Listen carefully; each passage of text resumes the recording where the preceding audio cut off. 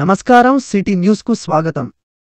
TNGOs Kamareddy జిల్లా శాఖ ఆధ్వర్యంలో తేదీ ఏప్రిల్ 30, 2025 బుధవారం రోజున టీఎన్జీఓస్ కామారెడ్డి జిల్లా శాఖ కార్యాలయ భవన భూమి పూజ మహోత్సవ కార్యక్రమం గౌరవ టీఎన్జీఓస్ కామారెడ్డి జిల్లా శాఖ అధ్యక్షులు నరాల వెంకటరెడ్డి గారి అధ్యక్షతన వేద పండితులు శ్రీ ఆంజనేయ శర్మ గారి వేదమంత్రోచ్చరణలతో అక్షయ తృతీయ రోజున శుభముహూర్తమును పురస్కరించుకుని కామారెడ్డి జిల్లా కేంద్రంలో టీఎన్జీఓస్ కామారెడ్డి జిల్లా శాఖ కార్యాలయ భూమి పూజ కార్యక్రమం అంగరంగ వైభవంగా జరిగినది. ఇట్టి కార్యక్రమాన్ని ఉద్దేశించి జిల్లా అధ్యక్షులు నరాల వెంకటరెడ్డి గారు మాట్లాడుతూ, టీఎన్జీఓస్ కామారెడ్డి జిల్లా శాఖ భవనం కొరకు భూమిని కేటాయించిన జిల్లా కలెక్టర్ గారి యొక్క కృషి మరువలేనిదని, జిల్లా శాఖ కార్యాలయ భవన ప్రారంభోత్సవానికి వారి యొక్క తోడ్పాటు చాలా గొప్పదని, అదేవిధంగా ఇట్టి కార్యక్రమాన్ని విజయవంతం చేయడానికి సహకరించిన కార్యవర్గ సభ్యులకు మరియు ఉద్యోగులకు ధన్యవాదాలు తెలియజేశారు.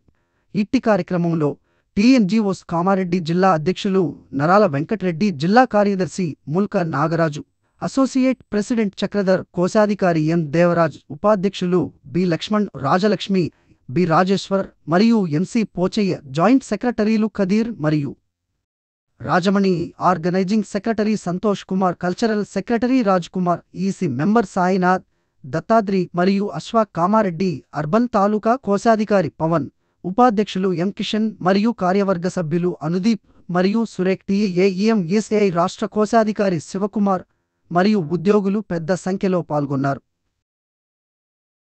మహాగణపతి రక్షించవయ్యా, మామురలు ఆలించి మము కావుమయ్యా, మామురలు ఆలించి మము బ్రోవుమయ్యా. మహాగౌర్యై నమః. నీరాజనం సమర్పయామి, నీరాజనాం తే శుద్ధ ఆచమనీయం సమర్పయామి, రక్షాం ధారయామి. శ్రీమద్ రమారమణ గోవిందో హరి. రాజా రామచంద్ర భగవానం నమస్కారం చేసుకోండి. భద్రాణి పశ్యంతు, అందరూ ధర్మ మార్గంలోనే నడవాలి. మా కశ్చిత్ దుఃఖ భాగ్ భవేత్, దుఃఖ భాగ్ లోకంలో ఎవరు కూడా దుఃఖాన్ని పొందకూడదు. చేతులు పట్టుకోండి, నవ్వుతూ ఉండండి, చదవండి. హర నమ పార్వతీ పతే నమః. చదవండి గట్టిగా బాగా వేసి మట్టి వచ్చి తవ్వాలి. వెనుక వాళ్ళని చూసుకుంటే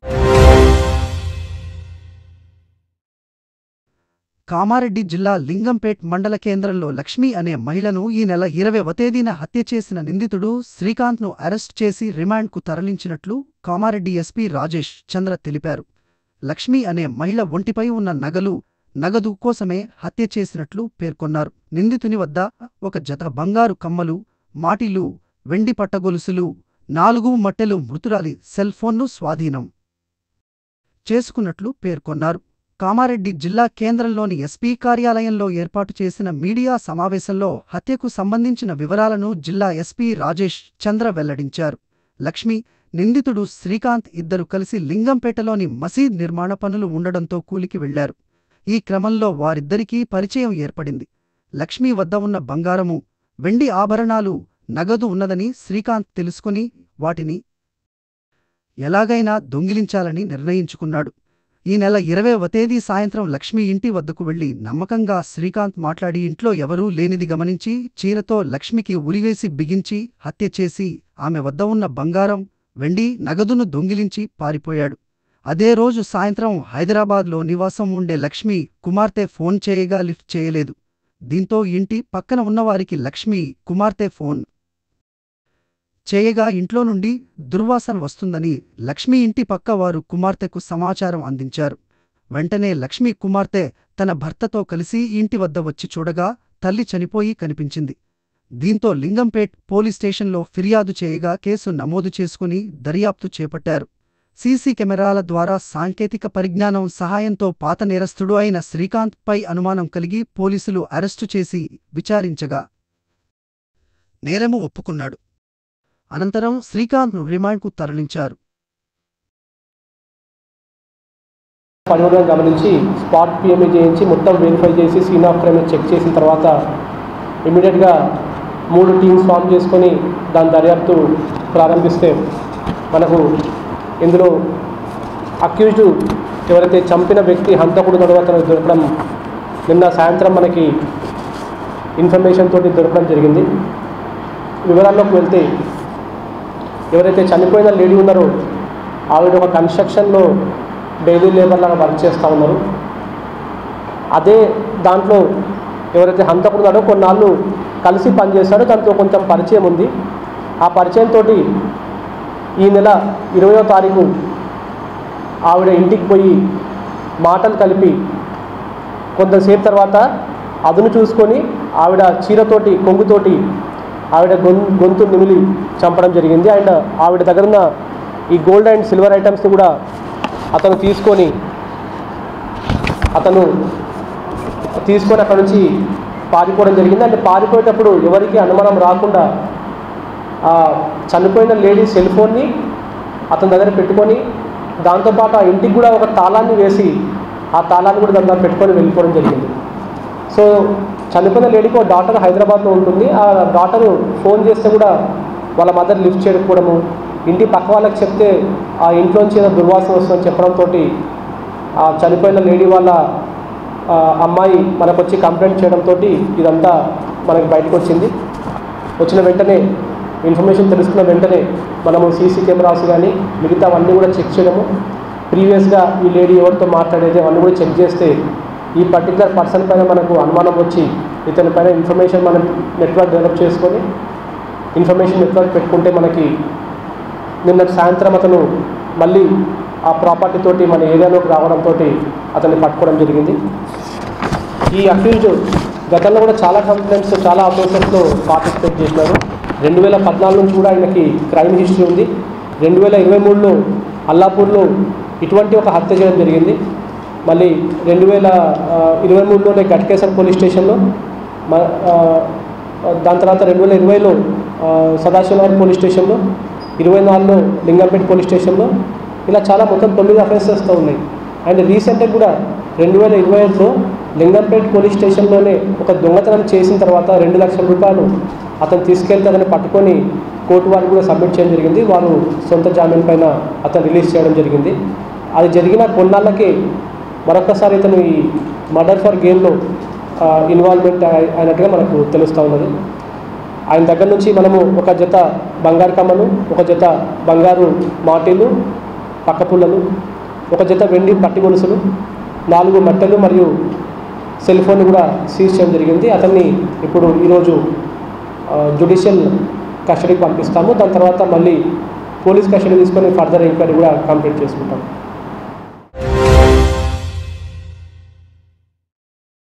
భూభారతి చట్టంపై జిల్లాలోని ప్రజలకు అవగాహన కల్పించడానికి ప్రతి మండల కేంద్రంలో అవగాహన సదస్సులు నిర్వహిస్తున్నామని జిల్లా కలెక్టర్ ఆశిష్ సాంగ్వాన్ తెలిపారు. భూభారతి చట్టంపై అవగాహన సదస్సులను జిల్లాలో ప్రారంభించడం జరిగిందని, అందులో భాగంగా బుధవారం కామారెడ్డి మండలం చిన్న మల్లారెడ్డి, రాజంపేట, తాడ్వాయి రైతు వేదికల్లో నిర్వహించిన అవగాహన సదస్సులలో కలెక్టర్ పాల్గొన్నారు. ఈ సందర్భంగా కలెక్టర్ మాట్లాడుతూ, సెక్షన్ 4 ప్రకారం హక్కుల రికార్డుల్లో తప్పుల సవరణకు, భూమి హక్కులు ఉండి రికార్డుల్లో లేనివారు హక్కుల రికార్డులో నమోదు చేయించుకోవడానికి కొత్త చట్టం వచ్చిన సంవత్సరంలోగా దరఖాస్తు చేసుకోవచ్చు. సెక్షన్ 5 ప్రకారం వ్యవసాయ భూముల రిజిస్ట్రేషన్, మ్యూటేషన్ చేసుకోవచ్చని తెలిపారు. సెక్షన్ 6 ప్రకారం సాదా బైనామా దరఖాస్తుల పరిష్కారం జరుగుతుందని, 2014 జూన్ 2 కంటే ముందు గ్రామీణ ప్రాంతంలో వ్యవసాయ భూమిని సాదా బైనామా ద్వారా కొనుగోలు చేసిన క్రమబద్ధీకరణ కోసం రైతులు పెట్టుకున్న దరఖాస్తులపై ఆర్డీఓలు విచారణ చేసి అర్హత ఉన్న వారి నుండి ప్రస్తుత రిజిస్ట్రేషన్, స్టాంప్ డ్యూటీ వసూలు చేసి సర్టిఫికేట్ జారీ చేస్తారని తెలిపారు. అట్టి వాటిని రికార్డులలో నమోదు చేసి పట్టాదారు పాసు పుస్తకం ఇస్తారని తెలిపారు. వారసత్వంగా వచ్చిన భూములకు మ్యూటేషన్ చేసే ముందు నిర్ణీత కాలంలో విచారణ చేయడం జరుగుతుందని తెలిపారు. పాసు పుస్తకాలలో భూమి పట్టం, భూముల సమస్యలు పరిష్కారానికి 2 అంచెల అప్పీల్ వ్యవస్థ ఉంటుందని తెలిపారు. తహసీల్దార్ చేసిన మ్యూటేషన్లపై లేదా జారీ చేసిన పాసుపుస్తకాలపై అభ్యంతరాలు ఉంటే ఆర్డీఓకు అప్పీలు చేసుకోవచ్చని, ఆర్డీఓ ఇచ్చిన తీర్పుపై అభ్యంతరం ఉంటే జిల్లా కలెక్టర్కు అప్పీలు చేసుకోవచ్చని, కలెక్టర్ ఇచ్చిన తీర్పుపై అభ్యంతరం ఉంటే భూమి ట్రిబ్యునల్కు అప్పీలు చేసుకోవచ్చని తెలిపారు. ఆధార్ తరహాలో రైతులకు భూధార్ కార్డుల జారీ చేయడం జరుగుతుందని తెలిపారు. రైతులకు ఉచిత న్యాయ సహాయం అందించడం జరుగుతుందని తెలిపారు. ఇట్టి చట్టంలో ఏమైనా అభ్యంతరాలు, అనుమానాలు ఉంటే నివృత్త చేసుకోవచ్చని తెలిపారు. గతంలో ధరణిలో అప్పీలుకు ఆస్కారం లేనందున సివిల్ కోర్టుకు వెళ్లవలసి ఉండేదని, ప్రస్తుతం తహసీల్దార్ ఇచ్చిన తీర్పుల్లో అభ్యంతరం ఉంటే ఆర్డీఓకు, ఆర్డీఓ తీర్పుల్లో అభ్యంతరం ఉంటే కలెక్టర్కు అప్పీలు చేసుకోవచ్చని, కలెక్టర్ ఇచ్చిన తీర్పు అభ్యంతరం ఉంటే భూమి ట్రిబ్యునల్కు అప్పీలు చేసుకునే ఆస్కారం ఉంటుందని తెలిపారు. హక్కుల రికార్డుల్లో ఉన్న వ్యక్తి లైసెన్సు గల సర్వేయర్ తో భూమి సర్వే చేయించుకొని మ్యాప్ తయారు చేయించుకున్నట్లయితే మండల సర్వేయర్ సరిచూసిన తర్వాత తహసీల్దార్ పాసుపుస్తకంలో సర్వే మ్యాప్ను ఉంచడం జరుగుతుందన్నారు. ఏమైనా భూ సమస్య ఉంటే సదరు పార్టీలకు నోటీసులు జారీ చేయాలని, ఎవిడెన్స్ రికార్డు చేయాలని, స్పీకింగ్ ఆర్డర్ స్పష్టమైన రీమార్కులతో నమోదు చేయాలని తెలిపారు. ప్రస్తుతం మీ సేవలో దరఖాస్తు పెడితే భూభారతి చట్ట ప్రకారం విచారణ చేపట్టి నిర్ణీత సమయంలోగా చర్యలు తీసుకోవడం జరుగుతుందని తెలిపారు. దీర్ఘకాలిక సమస్యలపై విచారణ చేసి స్పీకింగ్ ఆర్డర్స్ ఇవ్వడం జరుగుతుందని తెలిపారు. భూభారతి చట్టం లింగంపేట్ మండలంలో పైలట్ ప్రాజెక్ట్ కింద అమలు జరుగుచున్నదని తెలిపారు. ప్రజలందరూ భూభారతిపై అవగాహన కల్పించుకోవాలని అన్నారు. ఆర్డీఓ వీణ మాట్లాడుతూ భూభారతి చట్టం గురించి వివరించారు. గత ధరణిలో 33 మాడ్యూల్స్ ఉండేదని, ఈ భూభారతి చట్టంలో కేవలం 6 మాడ్యూల్స్తో భూముల యాజమానుల సమస్యలు తీర్చడానికి వీలు కలుగుతుందని తెలిపారు. భూముల విస్తీర్ణం, మార్పులు, చేర్పులకు అవకాశం ఉందని తెలిపారు. వారసత్వంగా వస్తున్న యజమానులకు పేరు మార్పులు చేయవచ్చని, దానికి ముందు కుటుంబ సభ్యులకు నోటీసులు జారీ చేసి ఆర్డీఓ పూర్తి విచారణ జరిపి అర్హత ఉన్న వారి నుండి ప్రస్తుత రిజిస్ట్రేషన్, స్టాంపు డ్యూటీ వసూలు చేసి సర్టిఫికెట్ జారీ చేస్తారని తెలిపారు. గతంలో ధరణిలో అప్పీలు ప్రొవిజన్ లేదని, కేవలం సివిల్ కోర్టుకు వెళ్లవలసి ఉండేదని తెలిపారు. భూభారతి చట్టంలో తహసీల్దార్ నిర్ణయించిన వాటిపై అభ్యంతరం ఉంటే ఆర్డీఓ కు అప్పీలు చేసుకునే ఆస్కారం ఉందని, ఆర్డీఓ ఇచ్చిన ఆదేశాలకు అభ్యంతరం ఉంటే కలెక్టర్కు అప్పీలు చేసుకోవచ్చని, ఒకవేళ కలెక్టర్ ఇచ్చిన తీర్పు అభ్యంతరాలు ఉంటే భూమి ట్రిబ్యునల్కు వెళ్లవచ్చని తెలిపారు. ఆయా అవగాహన సదస్సులలో పలువురు రైతులు ప్రసంగించారు. అంతకు ముందు చట్టంపై రూపొందించిన వివరాలను ఆయా తహసీల్దార్లు వివరించారు. కార్యక్రమం ప్రారంభానికి ముందు భూభారతిపై రూపొందించిన వీడియో ప్రదర్శించారు. ఈ సదస్సులో వ్యవసాయ మార్కెట్ కమిటీ చైర్మన్లు, పాక్స్ చైర్మన్లు, ఆయా మండల ప్రత్యేక అధికారులు, తహసీల్దార్లు, ఎంపీడీఓలు, రెవెన్యూ సిబ్బంది, గ్రామస్తులు, రైతులు, పలువురు ప్రజలు తదితరులు పాల్గొన్నారు.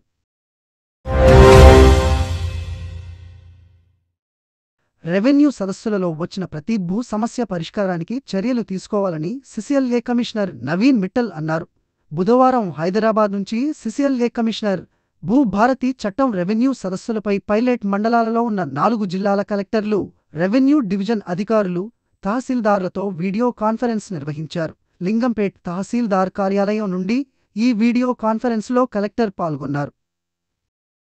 ఈ సందర్భంగా సిసిఎల్ఏ కమిషనర్ నవీన్ మిట్టల్ మాట్లాడుతూ భూభారతి చట్టం అమలులో భాగంగా ముందస్తుగా 4 పైలట్ మండలాలను ఎంపిక చేసుకుని రెవెన్యూ సదస్సులను నిర్వహించి ప్రజల నుంచి దరఖాస్తులను స్వీకరించామని అన్నారు. పైలట్ మండలాల్లో నిర్వహించిన రెవెన్యూ సదస్సులలో భూ సమస్యలపై వచ్చిన దరఖాస్తుల పరిష్కారానికి చర్యలు తీసుకోవాలని కలెక్టర్లకు సూచించారు.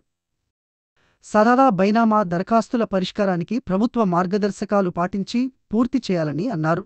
వీడియో కాన్ఫరెన్స్లో పాల్గొన్న జిల్లా కలెక్టర్ ఆశిష్ సాంగ్వాన్ మాట్లాడుతూ లింగంపేట్ మండలంలో ఉన్న 23 రెవెన్యూ గ్రామాలలో రెవెన్యూ సదస్సులు నిర్వహించామని, సుమారు 3700 దరఖాస్తులు రావడం జరిగిందని తెలిపారు.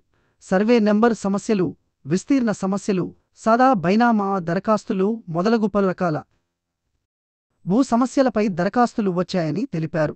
ప్రభుత్వం అందించిన మార్గదర్శకాలు, భూభారతి చట్టం రూల్స్ ప్రకారం దరఖాస్తుల పరిష్కారానికి చర్యలు తీసుకుంటామని అన్నారు.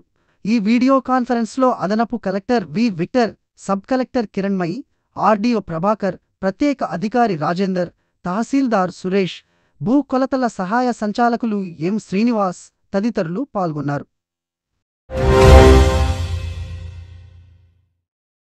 భూభారతి చట్టంపై పైలట్ ప్రాజెక్ట్ కింద లింగంపేట్ మండలంలో నిర్వహించిన రైతు సదస్సుల సందర్భంగా వచ్చిన దరఖాస్తులను ప్రభుత్వ ఆదేశాల మేరకు పరిష్కరించాల్సి ఉంటుందని జిల్లా కలెక్టర్ ఆశిష్ సాంగ్వాన్ అన్నారు.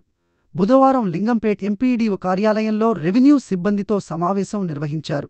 ఈ సందర్భంగా కలెక్టర్ మాట్లాడుతూ ఈ నెల 17 నుండి 30 వరకు లింగంపేట్ మండలంలోని 23 రెవెన్యూ గ్రామాల్లో నిర్వహించిన సదస్సుల్లో వచ్చిన భూ సమస్యల దరఖాస్తులను పరిశీలించి చర్యలు చేపట్టవలసి ఉంటుందని తెలిపారు. సుమారు 3700 దరఖాస్తులు రావడం జరిగిందని, అట్టి దరఖాస్తులను పరిశీలించి చట్ట ప్రకారం విచారణ చేసి చర్యలు తీసుకునేందుకు 9 టీంలను ఏర్పాటు చేయడం జరుగుతుందని, అట్టి టీంలలో తహసీల్దార్, నాయబ్ తహసీల్దార్, సీనియర్ అసిస్టెంట్ సర్వేయర్స్లను నియమిస్తామని తెలిపారు. ప్రతి టీంకు సుమారు 400 దరఖాస్తులు పరిశీలించి చట్ట ప్రకారం చర్యలు తీసుకోవలసి ఉంటుందని తెలిపారు.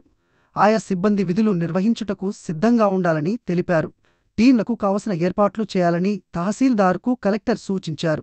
ఈ సమావేశంలో అదనపు collector V. Victor, sub collector Kiranmayi, RDO Prabhakar, Lingampet తహసీల్దార్ సురేష్, భూ భారతి ప్రత్యేక అధికారి రాజేందర్ తదితరులు పాల్గొన్నారు.